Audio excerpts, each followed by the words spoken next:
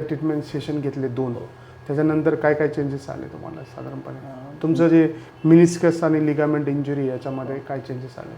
मी first time आलो तेव्हा मला चालायलाही शक्य नव्हतं. मी बेल्ट लावूनच आलेलो.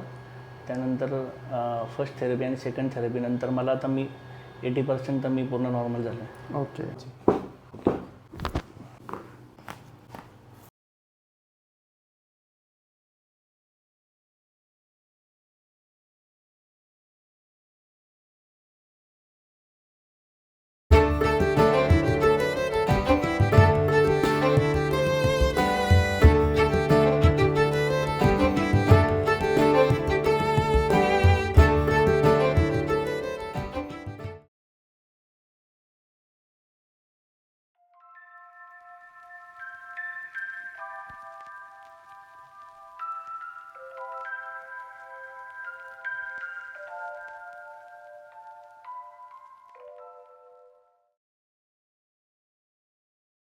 पायात असं जो अडकल्यासारखं हो जाणवायचं हो ते? नाही, अजिबात काहीच नाही आता.